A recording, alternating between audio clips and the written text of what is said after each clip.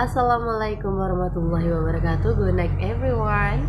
Introduce me of Tadwi Ramadhani. I'm class 12 MIPA 2. Here I will make 4 kinds of wearing of pashmina plisket hijabs. The first way is to make one short side and one long side. Put a pin at the bottom of the neck.